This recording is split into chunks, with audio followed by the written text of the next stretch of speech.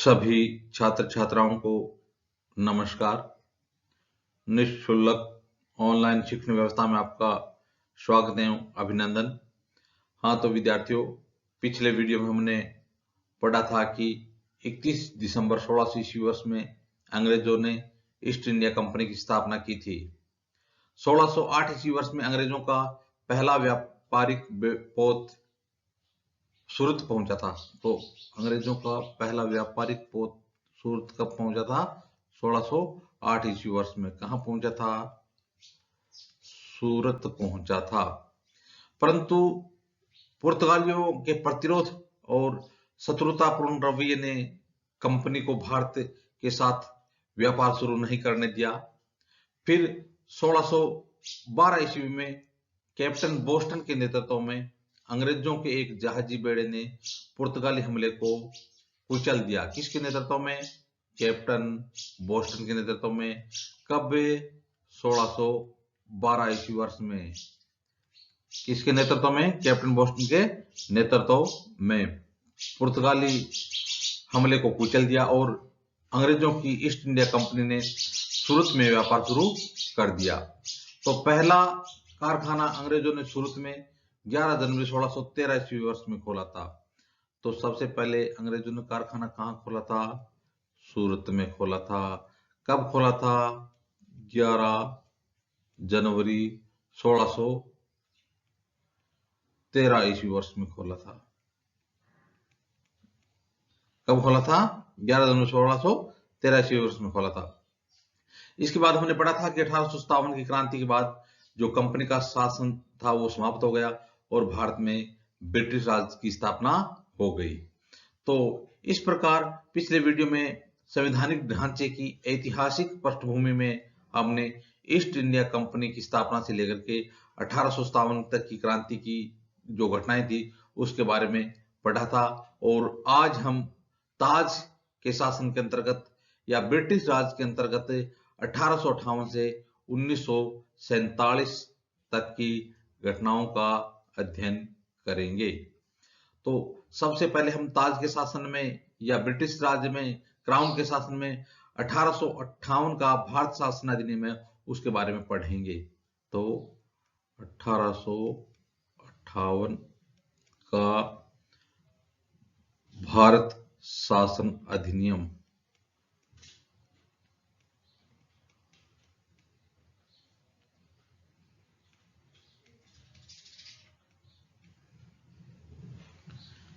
इस अधिनियम के अंतर्गत क्या हुआ?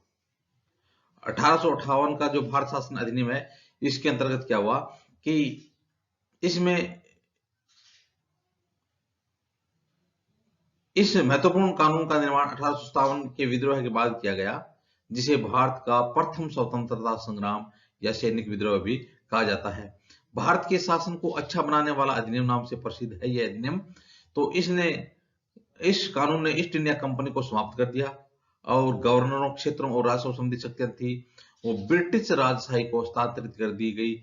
इस प्रकार से 1858 का भारत शासन अधिनियम था। इसके तहत भारत में ब्रिटिश राज स्थापित हो गया, क्राउन का शासन स्थापित हो गया, ताज का शासन स्थापित हो गया। अब देखेंगे इस 1858 का भारत शासन अधिनियम था, इसकी विशेषताएं क्या थी?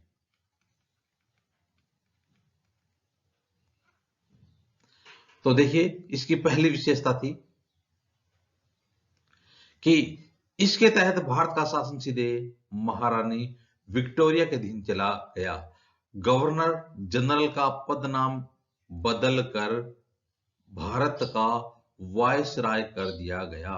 तो इसकी पहली विशेषता क्या थी कि इसके तहत भारत का शासन सीधे महारानी विक्टोरिया यानी इंग्लैंड की जो महारानी थी उसके अधीन चला गया। तो उसमें इंग्लैंड की महारानी कौन थी? विक्टोरिया थी, उसके अधीन चला गया।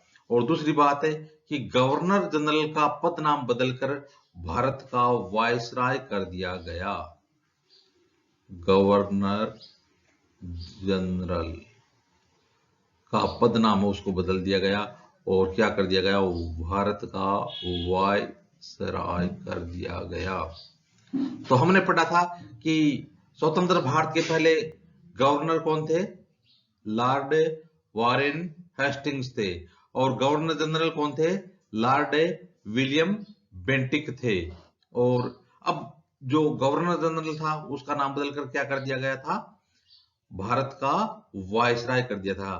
तो वायसराय भारत में ब्रिटिश ताज का प्रत्यक्ष प्रतिनिधि बन गया। लॉर्ड कैनिंग भारत के प्रथम वायसराय बने। तो भारत के प्रथम वायसराय कौन बने थे? लॉर्ड कैनिंग भारत के प्रथम वायसराय कौन थे? लॉर्ड कैनिंग भारत के प्रथम। और भारत के प्रथम गवर्नर कौन थे? Lord Warren Hastings. भारत के प्रथम गवर्नर कौन थे? Lord Warren Hastings. भारत के प्रथम गवर्नर जनरल कौन थे? Lord William Bentinck. और भारत के प्रथम वायसराय कौन थे? लॉर्ड कैनिंग थे। दूसरी विशेषता, इस अधिनियम ने नियंत्रण बोर्ड और निदेशक कोर्ट समाप्त कर भारत में शासन की द्वैध शासन प्रणाली को समाप्त कर दिया गया। द्वैध शासन प्रणाली थी उसको समाप्त कर दिया इसने। तीसरी विशेषता कि एक नए पद भारत के राज्य सचिव का सृजन किया गया। तो एक नया पद बनाया गया, भारत का राज्य सचिव।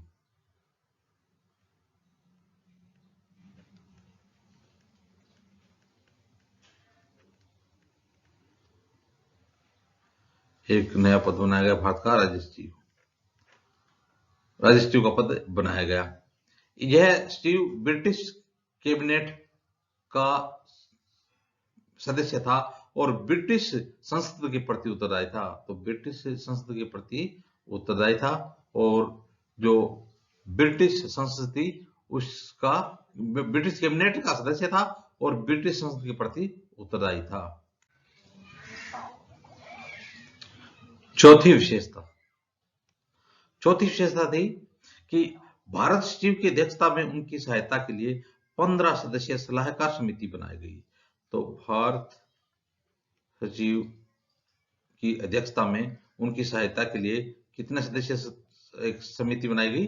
15 सदस्यीय सलाहकार समिति बनाई गई।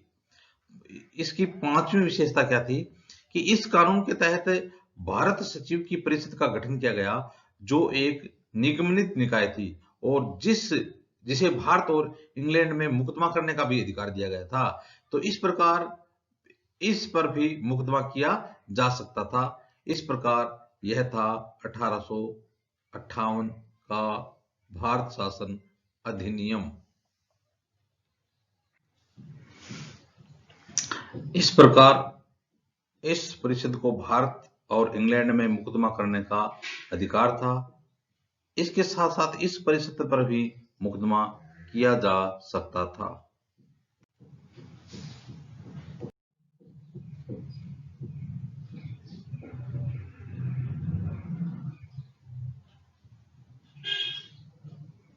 अब पढ़ेंगे 1861 का भारत परिषद अधिनियम। 1861 का भारत परिषद अधिनियम।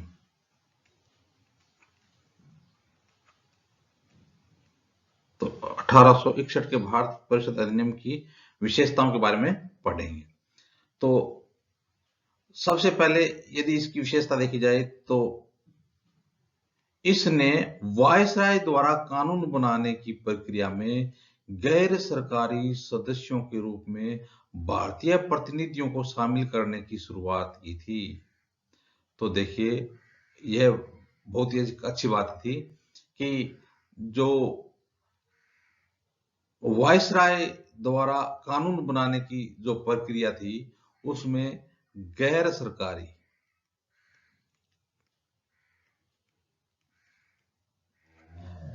सरकारी सदस्यों के रूप में जो भारतीय प्रतिनिधि थे, तो गैर सरकारी सदस्यों के रूप में भारतीय प्रतिनिधि थे को शामिल करने की शुरुआत कर दी थी। तो भारतीय प्रतिनिधियों को शामिल करना।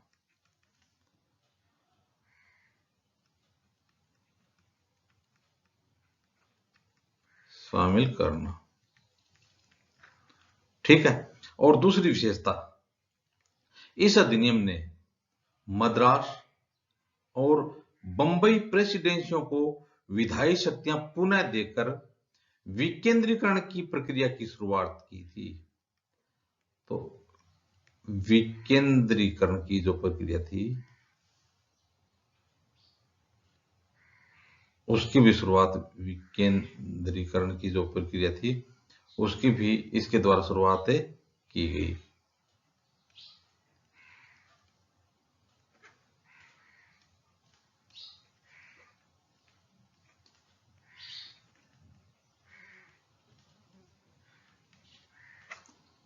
हाँ, तो देखिए इस अधिनियम ने जो मद्रास है और जो बंबई है उसके जो प्रेसिडेंसी थे उनको विधायी शक्तियां देकर के और विकेंद्रीकरण की प्रक्रिया को शुरुआत किया था। तीसरी विशेषता, बंगाल, उत्तर पश्चिम सीमा प्रांत और पंजाब, बंगाल, उत्तर पश्चिम सीमा प्रांत और पंजाब को क्रमशः 1862 में, बंगाल यानी बंगाल को 1862 में, उसके बाद में उत्तर पश्चिम सीमा प्रांत को 1866 में, उसके बाद पंजाब को 1897 में। विधान परिषदों का गठन किया गया, यानी इसके तहत बंगाल, उत्तर पश्चिम सीमा प्रांत और पंजाब में किनका गठन किया गया था? विधान परिषदों का गठन किया गया था।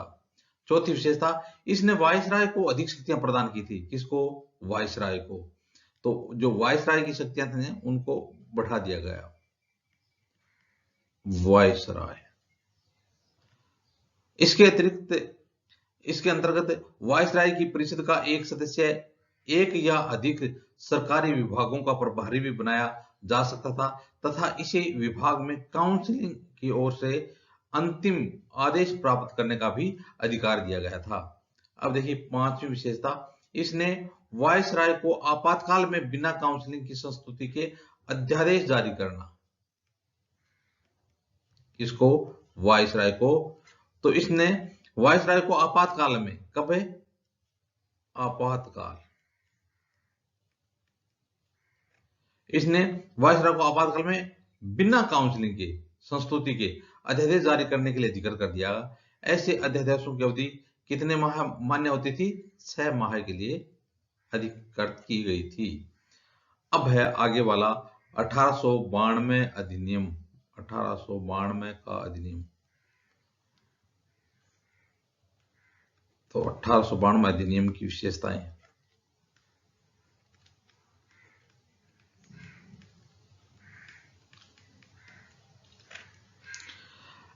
पहले देखिए कि इसके माध्यम से केंद्रीय और प्रांतीय विधान परिषदों में अतिरिक्त सदस्यों की संख्या, यानी जो गैर सरकारी सदस्य थे ना, गैर सरकारी सदस्य,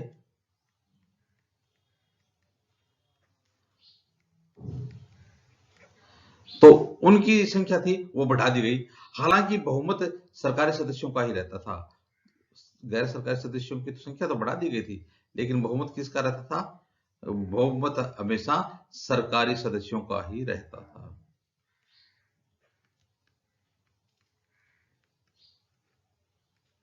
दूसरी विशेषता कि इसने विधान परिषदों के कार्यों में वृद्धि कर उन्हें बजट पर बहस करने और कार्यपालक के प्रश्नों का उत्तर देने के लिए भी अधिकृत कर दिया गया। देखिए इसने विधान परिषद के कार्यों में वृद्धि कर दी और उन्हें विधान परिषद को बजट पर बहस करने,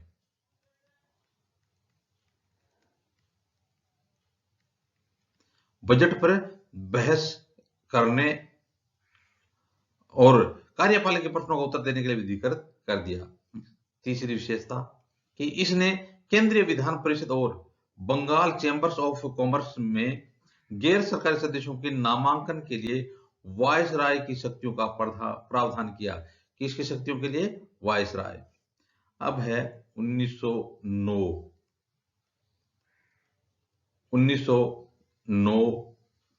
का अधिनियम। तो 1909 के अधिनियम की विशेषताएं।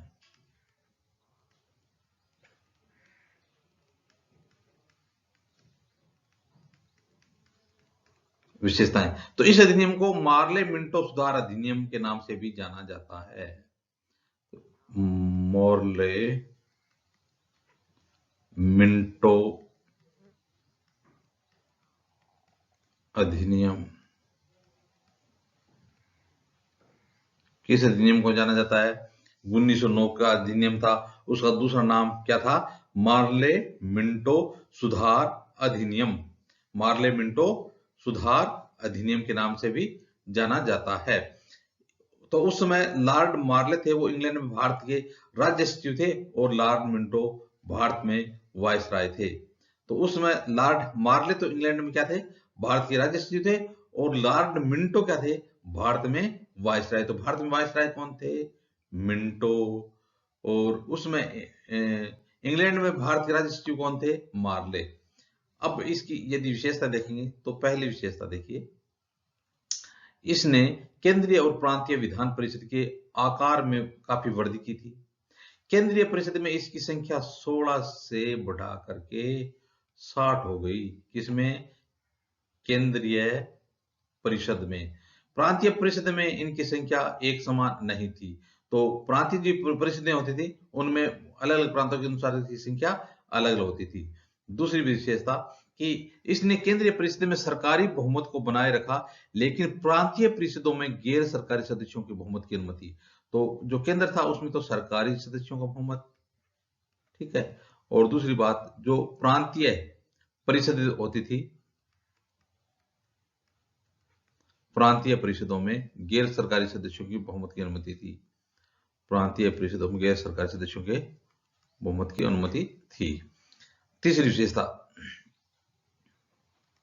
कि इसने दोनों स्तरों पर विधान परिषदों के चर्चा कार्यों का दायरा बढ़ाया।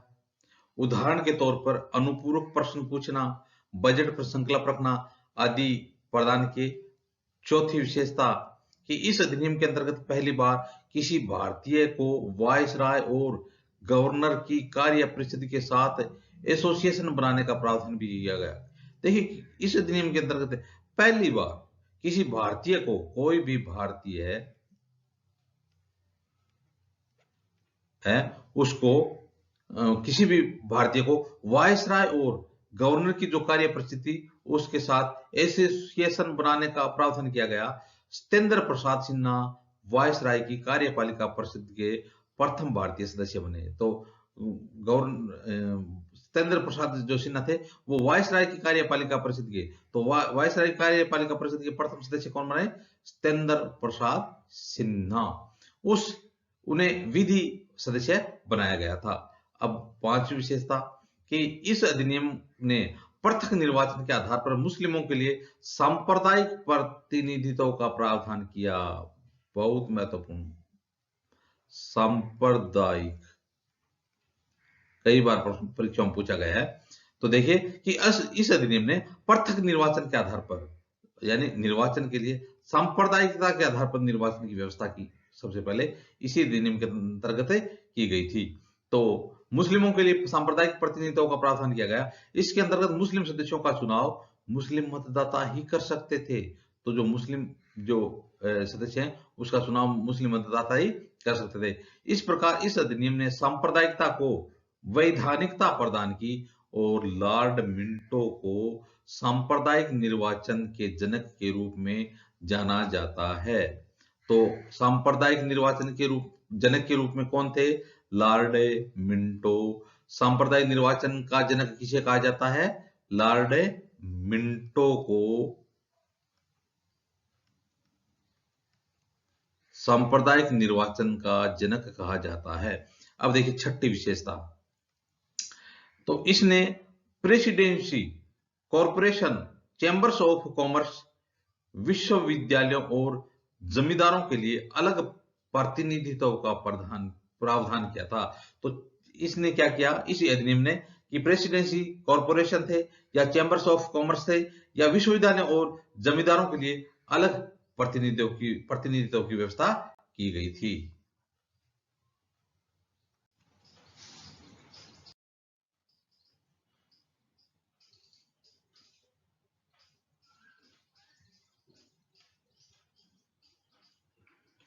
अब देखेंगे भारत शासन अधिनियम 1919। भारत शासन अधिनियम 1919। देखिए, क्रमिक रूप से 1919 में भारत शासन अधिनियम बनाया गया, जो 1921 से लागू हुआ। 1921 को लागू हुआ। कौन सा अधिनियम है? भारत शासन अधिनियम 1919 से। इस कानून को मॉन्टेग चेम्सफोर्ड, क्या कहा जाता है? इस अधिनियम को मॉन्टेग चेम्सफोर्ड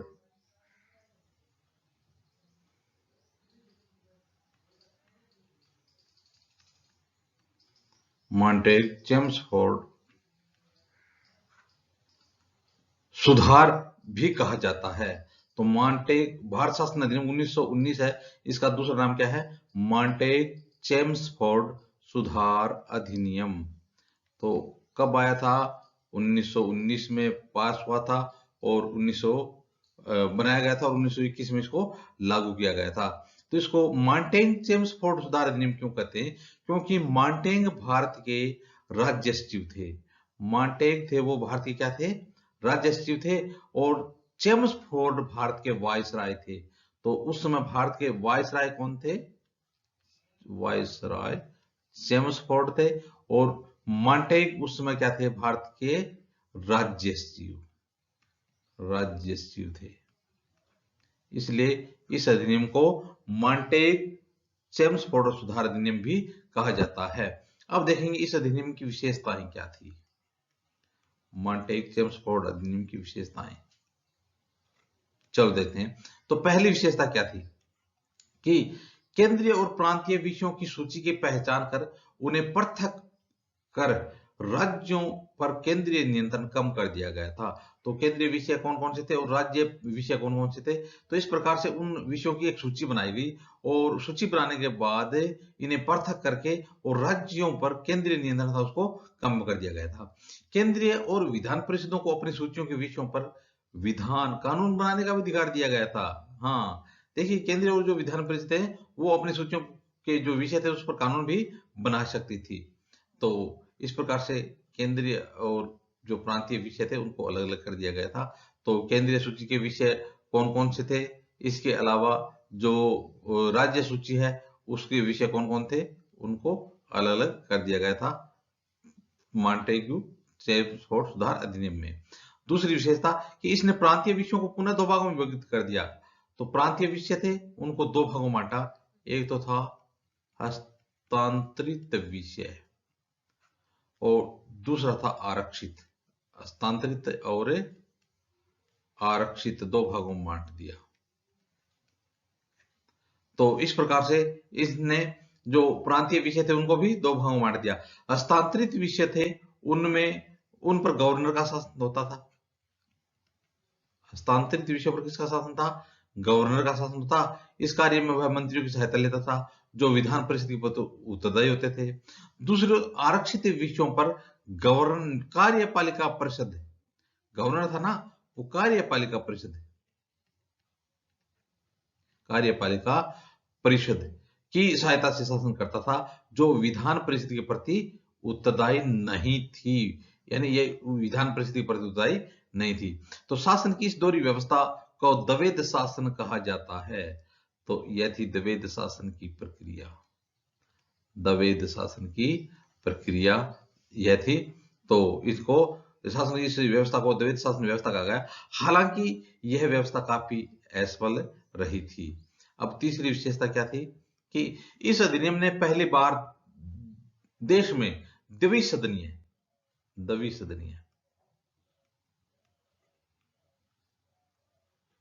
देश में पहली बार द्विसदनीय व्यवस्था और प्रत्यक्ष निर्वाचन की व्यवस्था प्रारंभ की थी। द्विसदनीय व्यवस्था और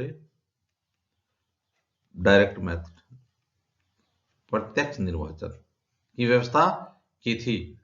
तो इस प्रकार से इसके अंतर्गत क्या हुआ था कि द्विसदनीय व्यवस्था को बनाया गया था और निर्वाचन प्रक्रिया थी उसको प्रत्यक्ष बनाया गया था। इस प्रकार भारतीय विधान परिषद के स्थान पर द्विसदनीय व्यवस्था यानी राज्यसभा और लोकसभा, द्विसदनीय राज्य सभा था एक, दूसरा सदन कौन था, लोकसभा की व्यवस्था की गई थी। दोनों सदनों के सदस्यों को प्रत्यक्ष निर्वाचन के आधार पर निर्वाचित किया जाता था। तो इनका निर्वाचन किस प्रकार से किया जाता था, राज्यसभा और लोकसभा के सदस्यों का प्रत्यक्ष निर्वाचन के आधार पर किया जाता था। चौथी बात है कि इसके अनुसार वायसराय की कार्यकारी परिषद के 6 सदस्यों में से, जो वायसराय थी उसकी जो कार्यकारी परिषद थी उसके कितने सदस्य थे, 6 सदस्य थे। तो इन 6 सदस्यों में 3 सदस्य भारतीय होना आवश्यक था, 3 सदस्य भारतीय होने जरूरी थे, 3 भारतीय सदस्य होने जरूरी थे। यह भी इसकी एक विशेषता थी। अब देखिए पांचवी विशेषता क्या थी कि इसने सांप्रदायिक आधार पर सिखों, देखिए मार्लियामेंटो सुधार अधिनियम पढ़ा था हमने, तो मार्लियामेंटो सुधार अधिनियम 1909 में केवल मुस्लिमों के लिए सांप्रदायिक निर्वाचन प्रणाली प्रारंभ की गई थी, लेकिन जो भारत शासन अधिनियम 1919 है या फिर मॉन्टेग चेम्सफोर्ड सुधार अधिनियम है, उसके इस अधिनियम के द्वारा तो सांप्रदायिक आधार पर सिखों, भारतीय ईसाइयों, आंग्ल भारतीयों और यूरोपियों के लिए भी प्रथम निर्वाचन के सिद्धांत की विस्तार किया गया था। तो इस प्रकार से इसने सांप्रदायिक जो निर्वाचन प्रणाली थी उसको बढ़ावा दिया था। सांप्रदायिक आधार को बढ़ाया।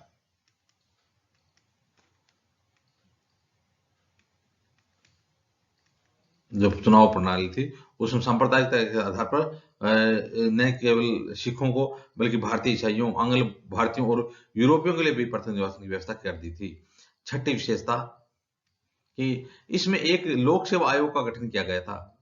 बिल्कुल, लोक सेवा आयोग सबसे पहले कब गठित की गई थी, 1919 यानी के अधिनियम था ना, भारत शासन अधिनियम, इसके अंतर्गत इसका गठन किया गया था। और अतः 1926 में सिविल सेवकों की भर्ती के लिए केंद्रीय लोक सेवा आयोग का गठन किया गया था। कब है, 1926 में केंद्रीय लोक सेवा आयोग का गठन कब किया गया था, 1926 में, किसके लिए, सिविल सेवकों की भर्ती के लिए। अब देखें सातवीं विशेषता की थी कि इस कानून ने संपत्ति, कर या शिक्षा के आधार पर सीमित संख्या में लोगों को मताधिकार दिया।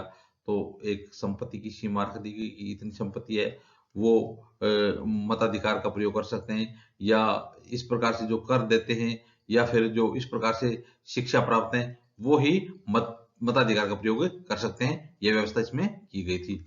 आठवीं विशेषता कि इस कानून ने लंदन में भारत के उच्चायुक्त के कार्यालय का सृजन किया। कहाँ, लंदन में भारत के उच्चायुक्त कार्यालय का सृजन किया। और अब तक भारत सचिव द्वारा किए जा रहे कुछ कार्यों को उच्चायुक्त को स्थानांतरित कर दिया, और कुछ कार्यों को किसको स्थानांतरित कर दिया, उच्चायुक्त को स्थानांतरित कर दिया। नौवीं विशेषता इसने पहली बार केंद्रीय बजट को राज्यों के बजट से अलग कर दिया और राज्य विधानसभाओं को अपना बजट स्वयं बनाने के लिए अधिकृत कर दिया गया कि राज्य जो विधानसभा हैं वो अपना बजट स्वयं बना सकती हैं। राज्य विधानसभा अपना बजट स्वयं बना सकती हैं। 10वीं विशेषता कि इसके अंतर्गत एक वैधानिक आयोग का गठन किया गया जिसका कार्य 10 वर्ष बाद जांच करने के बाद अपनी रिपोर्ट प्रस्तुत करना था। तो इस प्रकार से इसमें एक वैधानिक आयोग का भी गठन किया गया। तो इसको रिपोर्ट कब देनी थी, तो इस जिसका कार्य था 10 वर्ष बाद जांच करने के बाद अपनी रिपोर्ट प्रस्तुत करना था। उसके बाद में आता है साइमन आयोग।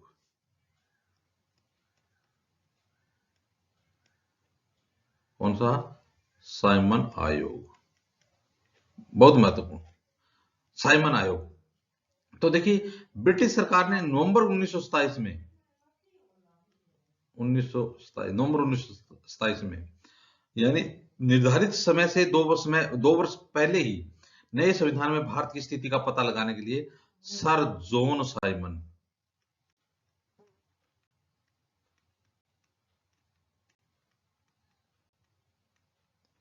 सर जोन साइमन के नेतृत्व में 7 सदस्य है। कितने सदस्य है? 7 सदस्य। कितने सदस्य? 7 सदस्य वैधानिक आयोग के गठन की घोषणा की। आयोग के सभी सदस्य ब्रिटिश थे, इसीलिए इसका विरोध किया गया था कि इसके सारे सदस्य क्या थे? ब्रिटिश सदस्य थे, इसलिए सभी दलों ने इसका बहिष्कार कर दिया। आयोग ने 1930 में अपनी रिपोर्ट पेश की तथा द्वैध शासन प्रणाली, राज्यों में सरकारों का विस्तार किया गया। ब्रिटिश भारत के संघ की स्थापना एवं सांप्रदायिक निर्वाचन प्रणाली को जारी रखने आदि सिफारिशें इसके द्वारा की गई थी। तो इसके अंतर्गत जो सांप्रदायिकता है उसको भी जारी रखा गया था, सांप्रदायिक चुनाव प्रणाली को। और आयोग ने 1930 में अपनी रिपोर्ट पेश की और द्वैध शासन प्रणाली है उसको भी नहीं हटाया गया था। तो द्वैध शासन प्रणाली, राज्यों में सरकारों का विस्तार और ब्रिटिश भारत के संघ की स्थापना एवं सांप्रदायिक निर्वाचन प्रणाली को जारी रखने की सिफारिशें की थी। आयोग के प्रस्ताव पर विचार करने के लिए ब्रिटिश सरकार ने भारत और भारतीय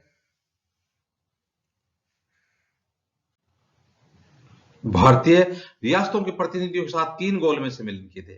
तो इन सम्मेलनों में हुई चर्चा के आधार पर संवैधानिक सुधारों पर एक श्वेत पत्र जारी किया गया था।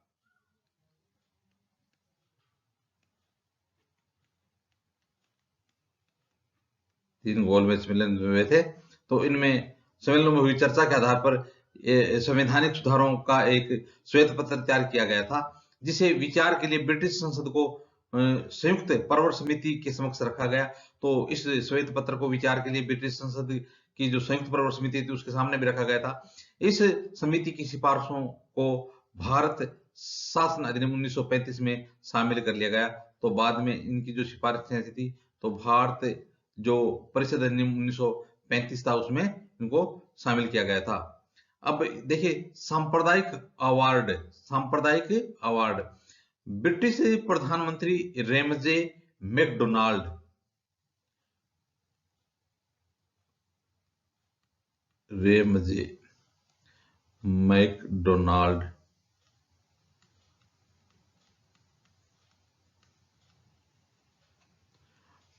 ने अगस्त 1932 में अल्पसंख्यकों के प्रतिनिधित्व पर एक योजना की घोषणा की थी।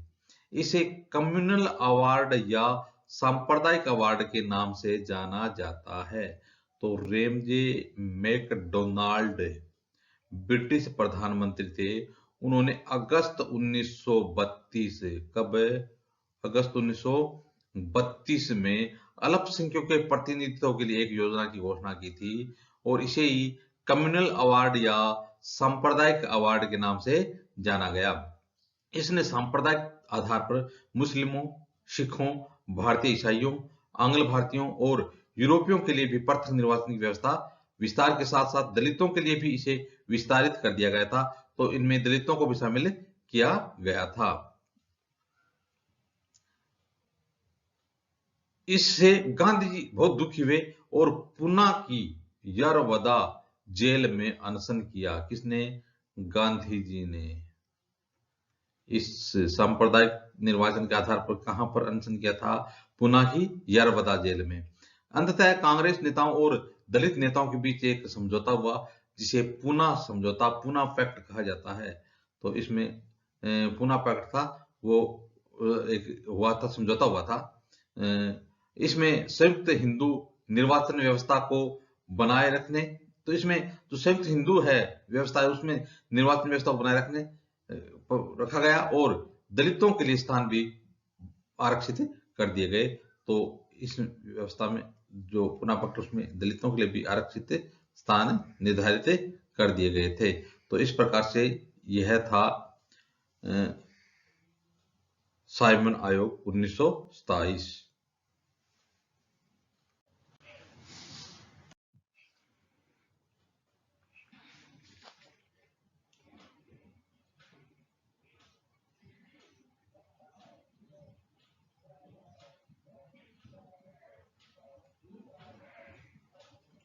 चलो अब देखते हैं भारत शासन अधिनियम 1935।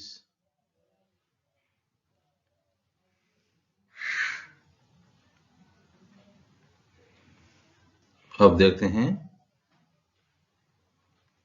भारत शासन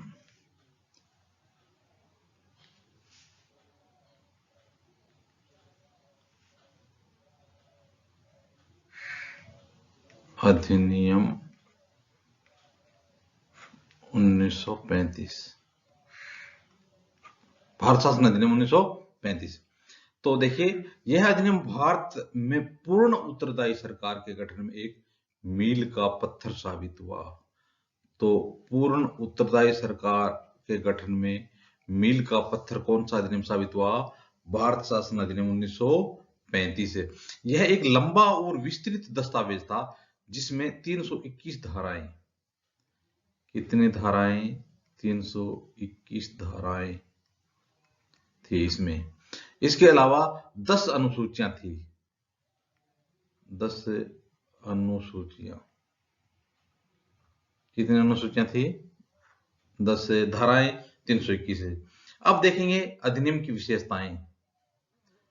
भारत शासन अधिनियम 1935 की विशेषताएं, ठीक है। तो सबसे पहले विशेषता क्या है कि इसने अखिल भारतीय संघ की स्थापना की।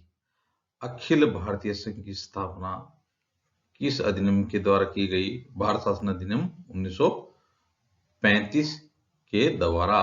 तो अखिल भारतीय संघ की स्थापना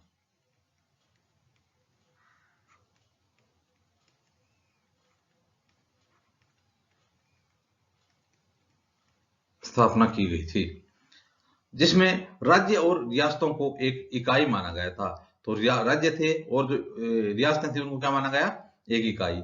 अधिनियम ने केंद्र और इकाइयों के बीच 3 सूचियों, संघ सूची, केंद्र और इकाइयों के बीच जो थी संघ सूची, राज्य सूची और समवर्ती सूची के आधार पर शक्तियों का बंटवारा कर दिया। तो 3 सूची कौन कौन सी? संघ सूची, दूसरी राज्य सूची, और तीसरी थी समवर्ती सूची। इन तीनों सूचियों के आधार पर शक्तियां थी, उनका बंटवारा कर दिया। जो अवशिष्ट शक्तियां थी वो वायसराय को दे दी गई। अब संघ राज्य और समवर्ती सूची के अलावा भी यदि कोई विषय बच गया तो वो किसको दे दिया? वायसराय। तो जो इसके अलावा जो अवशिष्ट शक्तियां बची थी वो किसको दी गई थी? वायसराय को दी गई थी। हालांकि यह संघीय व्यवस्था कभी अस्तित्व में नहीं आई क्योंकि देशी रियासतों ने इसमें शामिल होने से इनकार कर दिया था। तो भारत शासन अधिनियम 1935 में जो संघ सूची, राज्य सूची, समवर्ती सूची बनाई गई थी तो वो सफल नहीं हो पाई क्योंकि जो देशी रियासतें थी उन्होंने इसमें शामिल होने से इनकार कर दिया था। अब देखते हैं दूसरी विशेषता कि इसने प्रांतों में द्वैध शासन व्यवस्था समाप्त कर दी। तो सबसे पहले प्रांतों में द्वैध शासन व्यवस्था समाप्त कौन से अधिनियम के द्वारा की गई थी? 1935 के द्वारा की गई थी। और तथा प्रांतीय स्वायत्तता का शुभारंभ कर दिया। द्वैध शासन समाप्त और प्रांतीय स्वायत्तता का शुभारंभ कर दिया गया था। इसके अतिरिक्त अधिनियम ने राज्यों में उत्तरदायी सरकार की स्थापना की। यह व्यवस्था 1937 में शुरू की गई और 1939 में इसको समाप्त किया गया। तो इस प्रकार से इस अधिनियम के द्वारा यह व्यवस्था बनाई गई। 1937 में शुरू की गई थी और 1939 में इसको समाप्त कर दिया गया था। तीसरी विशेषता, इसने केंद्र में द्वैध शासन प्रणाली का शुभारंभ किया। कहां पर है? द्वैध शासन प्रणाली प्रांत समाप्त के कारण पर चालू कर दी। केंद्र में द्वैध शासन प्रणाली, केंद्र में द्वैध शासन प्रणाली। तो कह रहा है कि इसने केंद्र में द्वैध शासन प्रणाली का शुभारंभ किया। परिणामतः संघीय विषयों को स्थानांतरित और आरक्षित विषयों में विभक्त कर देना पड़ा। हालांकि यह प्रावधान भी कभी लागू नहीं हो पाया था। अब देखते हैं इसकी चौथी विशेषता कि इसने 11 राज्यों में से 6 में द्विसदनीय व्यवस्था प्रारंभ की थी। तो 11 राज्य थे, इन 11 राज्यों में से 6 राज्यों में से द्विसदनीय व्यवस्था प्रारंभ कर दी गई थी। पांचवी विशेषता कि इसने दलित जातियों, महिलाओं और मजदूर वर्गों के लिए अलग से निर्वाचन की व्यवस्था कर सांप्रदायिक प्रतिनिधित्व व्यवस्था का विस्तार किया। तो इसमें इस जो भारत शासन अधिनियम 1935 है, इसके द्वारा दलित जातियों के लिए, महिलाओं के लिए, खास करके महिलाओं के लिए, दलित जातियों के लिए, महिलाओं के लिए और मजदूर वर्गों के लिए भी, मजदूर वर्गों के लिए भी पृथक जो निर्वाचन की व्यवस्था वो शुरुआत कर दी थी। तो इस प्रकार से सांप्रदायिक प्रतिनिधित्व व्यवस्था का विस्तार किया गया था। छठी विशेषता थी कि इसने भारत शासन अधिनियम 1858 द्वारा स्थापित भारत परिषद को समाप्त कर दिया। तो 1858 में जो भारत परिषद की स्थापना की गई थी, उस भारत परिषद को इसने समाप्त कर दिया था। सातवीं विशेषता कि इसने मताधिकार का विस्तार किया। लगभग 10% जनसंख्या को मत देने का अधिकार मिल गया इसके तहत। 10% जनसंख्या, यानी पहले जो शिक्षा के आधार पर या कर के आधार पर, संपत्ति के आधार पर था, उसको कुछ बढ़ाया गया और मताधिकार कितने प्रतिशत तक पहुंच गया? 10% तक पहुंच गया। अब देखिए आठवीं विशेषता क्या थी कि इसके अंतर्गत आठवीं विशेषता, इसके अंतर्गत देश की मुद्रा और शाख पर नियंत्रण के लिए भारतीय रिजर्व बैंक की स्थापना की गई। भारतीय रिजर्व बैंक की स्थापना किस अधिनियम के अंतर्गत की गई थी? 1935 के अधिनियम के अंतर्गत की गई थी। नौवीं विशेषता, इसने संघीय लोक सेवा आयोग और 2 या अधिक राज्यों के लिए संयुक्त सेवा आयोग की स्थापना की थी। तो इन्होंने संघीय लोक सेवा आयोग की स्थापना की थी, या 2 से अधिक जो राज्य है संघीय लोक सेवा आयोग, या 2 से अधिक राज्य हैं उनके लिए एक संयुक्त सेवा आयोग।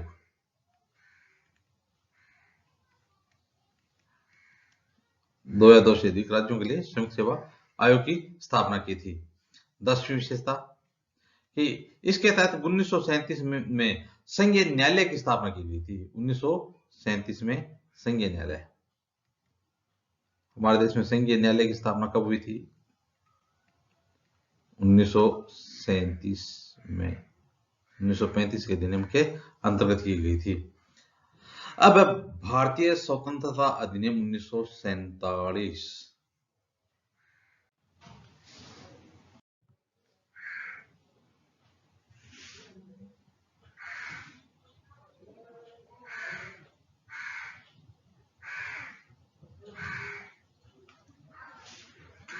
भारतीय स्वतंत्रता अधिनियम 1947, भारतीय स्वतंत्रता अधिनियम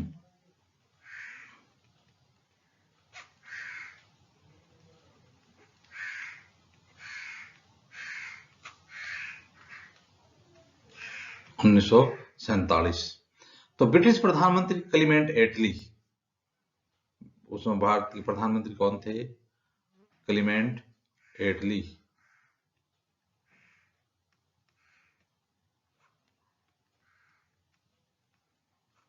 क्लीमेंट एटली ने 20 फरवरी 1947 को घोषणा की थी। कब? 20 फरवरी 1947 को घोषणा की थी। क्लीमेंट एटली ने 20 फरवरी 1947 को घोषणा की थी कि 30 जून 1947 को भारत में ब्रिटिश शासन समाप्त हो जाएगा। कब समाप्त हो जाएगा? 30 जून 1947 को भारत में ब्रिटिश राज अब समाप्त हो जाएगा। इस घोषणा पर मुस्लिम लीग ने आंदोलन किया और भारत के विभाजन की बात रख दी। तो इस प्रकार 3 जून 1947 को वायसराय लॉर्ड माउंटबेटन ने विभाजन की योजना पेश की। तो विभाजन की योजना कब पेश की गई? 3 जून 1947 को वायसराय लॉर्ड माउंटबेटन के द्वारा, किसके द्वारा? लॉर्ड माउंटबेटन के द्वारा विभाजन की जो योजना वो पेश की गई, जिसे माउंटबेटन योजना कहा जाता है। इसलिए भारत विभाजन की उस योजना को क्या कहा जाता है? माउंटबेटन योजना। इस योजना को कांग्रेस और मुस्लिम लीग ने स्वीकार कर लिया। किसने स्वीकार किया था? कांग्रेस ने भी स्वीकार कर लिया था और इसके साथ साथ मुस्लिम लीग ने भी स्वीकार कर लिया। दो राज्यों के बीच सीमाओं का निर्धारण रेड क्लिफ की अध्यक्षता वाले सीमा आयोग ने किया था। तो दो राज्यों की सीमाओं के बीच, दो राज्यों की जो सीमा विवादन है उसको किसकी अध्यक्षता में गठित किया गया? रेड क्लिफ की अध्यक्षता में सीमा आयोग गठित किया गया। इस प्रकार भारतीय स्वतंत्रता अधिनियम 1947 ब्रिटिश संसद में 4 जुलाई 1947 को पेश किया गया। तो ब्रिटिश संसद में भारतीय स्वतंत्रता अधिनियम कब पेश किया गया? 4 जुलाई 1947 को पेश किया गया और 18 जुलाई 1947 को इसे राजशाही की संस्तुति मिली। संस्तुति कब मिली? 18 जुलाई 1947 को इसको राजशाही की संस्तुति मिल गई और यह अधिनियम 15 अगस्त 1947 से लागू हो गया। और लागू कब हुआ? 15 अगस्त 1947 से लागू हुआ।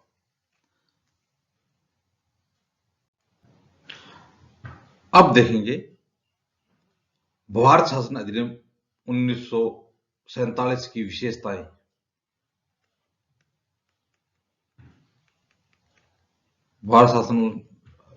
भारतीय स्वतंत्रता अधिनियम 1947 की विशेषताएं।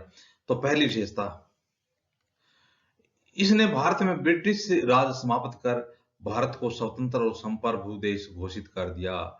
ब्रिटिश राज समाप्त हो गया।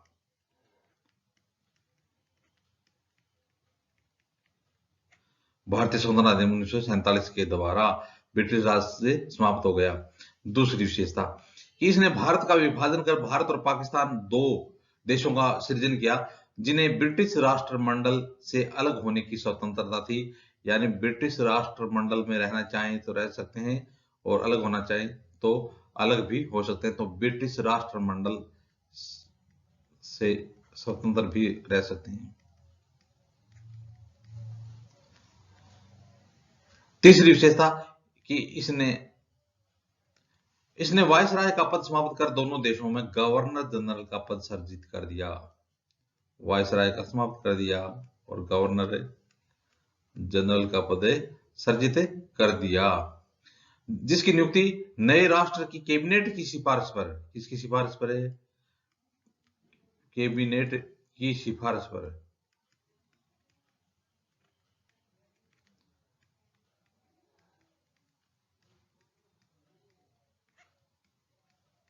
ब्रिटेन के ताज को करनी थी। किसको? ब्रिटिश क्राउन को करनी थी। इस पर ब्रिटेन की सरकार का कोई नियंत्रण नहीं था। नियुक्ति तो उनको करनी थी ब्रिटिश ताज को, लेकिन उसका कोई नियंत्रण नहीं था। चौथी विशेषता कि इसने दोनों डोमिनियन राज्यों, डोमिनियन स्वायत्त उपनिवेश या अधिराज्य को संविधान सभाओं को अपने देशों का संविधान बनाने और उसके लिए किसी भी देश के संविधान को अपनाने की शक्ति दे दी। तो संविधान बनाने की या किसी भी देश को संविधान को अपनाने की शक्ति दे दी थी, लागू करने की शक्ति दे दी थी। तो सभाओं को यह भी शक्ति थी कि वे किसी भी ब्रिटिश कानून को समाप्त करने के लिए कानून बना सकते हैं। कोई भी जो ब्रिटिश कानून है उसको समाप्त करने के लिए भी कोई भी कानून बनाया जा सकता है। ब्रिटिश कानून को समाप्त किया जा सकता है। यहां तक कि उन्हें स्वतंत्रता अधिनियम को भी निरस्त करने का अधिकार था। यानी स्वतंत्रता अधिनियम को भी निरस्त कर सकते थे। पांचवी विशेषता कि 15 अगस्त 1947 के बाद ब्रिटिश संसद में पारित हुआ कोई भी अधिनियम दोनों डोमिनियनों पर तब तक लागू नहीं होगा जब तक कि दोनों डोमिनियन इस कानून को मानने के लिए कानून नहीं बना लेंगे। तो यानी 15 अगस्त 1947 के बाद ब्रिटिश संसद में पारित कोई भी अधिनियम इस पर लागू नहीं होगा। तो कोई अधिनियम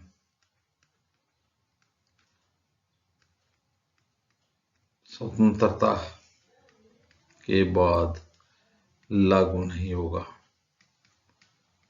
कोई भी, यानी कोई भी अधिनियम है वो 15 अगस्त 1947 के बाद ब्रिटिश संसद में पारित, कोई भी अधिनियम, कौन सा अधिनियम है? ब्रिटिश संसद में पारित कोई भी अधिनियम इस पर लागू नहीं होगा जब तक कि दोनों डोमिनियन इस कानून को मानने के लिए कानून नहीं बना लेंगे। छठी विशेषता कि इस कानून में ब्रिटेन में भारत सचिव का पद समाप्त कर दिया। तो ब्रिटेन में जो भारत सचिव का पद था उस पद को भी समाप्त कर दिया गया। सातवीं विशेषता, इसने भारतीय रियासतों को यह स्वतंत्रता दी कि वे चाहें तो भारत डोमिनियन या पाकिस्तान डोमिनियन के साथ मिल सकती हैं या स्वतंत्र रह सकती हैं। तो जो भारतीय रियासतें थी उन रियासतों को स्वतंत्रता दी गई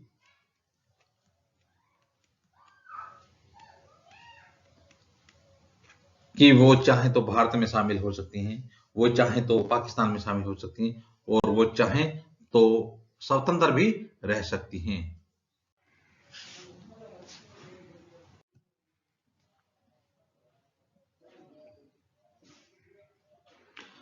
भारतीय स्वतंत्रता अधिनियम 1947 की 8वीं विशेषता, इस अधिनियम ने नया संविधान बनने तक प्रत्येक डोमिनियन में 1935 के तहत या सुधार करके प्रांतीय सभाओं में सरकार चलाने की व्यवस्था की थी। तो भारत शासन 1935 पढ़ा था, तो उसके नियमों के अनुसार शासन चलाने की व्यवस्था की थी इस अधिनियम ने।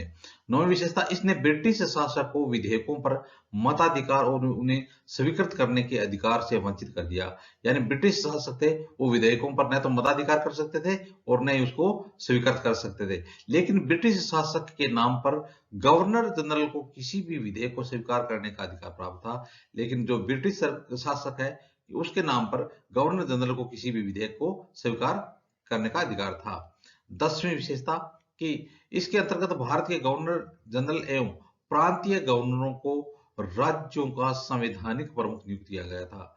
तो इसके अंतर्गत क्या किया गया, तो भारत के गवर्नर जनरल एवं प्रांतीय गवर्नरों को राज्यों का संवैधानिक प्रमुख बना दिया गया था। इन्हें कि सभी मामलों पर राज्यों की मंत्रिपरिषदों के परामर्श पर कार्य करना होता था। 11वीं विशेषता, इसने शाही उपाधि से भारत का सम्राट शब्द समाप्त कर दिया। तो जो शाही उपाधि है उस उपाधि से जो भारत का सम्राट शब्द था उसको समाप्त कर दिया गया। 12वीं विशेषता कि इसने भारत के राज्य सचिव द्वारा सिविल सेवा में नियुक्तियां करने और पदों में आरक्षण की प्रणाली को समाप्त कर दिया। तो इसने भारत के जो राज्य सचिव है उनके द्वारा जो सिविल सेवा नियुक्तियां करने का था और पदों में आरक्षण की व्यवस्था उसको समाप्त कर दिया।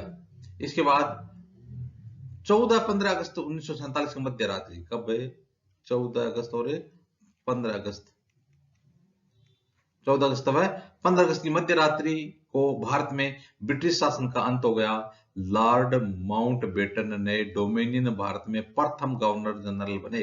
तो डोमिनियन भारत के प्रथम गवर्नर जनरल कौन थे, Lord Mountbatten. Lord Mountbatten dominion Bharat के प्रथम गवर्नर जनरल बने। उन्होंने जवाहरलाल नेहरू को भारत के पहले प्रधानमंत्री के रूप में शपथ दिलाई। तो हमारे स्वतंत्र भारत के प्रथम प्रधानमंत्री कौन बने, जवाहरलाल नेहरू। नेहरू जी को शपथ किसने दिलाई थी, लॉर्ड माउंटबेटन ने। 1946 में बनी संविधान सभा को स्वतंत्र भारतीय डोमिनियन की संसद के रूप में स्वीकार कर लिया गया। तो 1946 में जो संविधान सभा को बनी थी 1946 बनी थी संविधान सभा, उसको स्वतंत्र भारतीय डोमिनियन की संसद के रूप में स्वीकृति प्रदान कर दी गई थी। तो इस प्रकार भारतीय संवैधानिक ढांचे की पृष्ठभूमि में ईस्ट इंडिया कंपनी से लेकर के हमने भारतीय स्वतंत्रता अधिनियम 1947 तक का अध्ययन किया और आगे भी विद्यार्थियों इसी प्रकार राजनीति विज्ञान की विषय सामग्री का अध्ययन करते रहेंगे। धन्यवाद।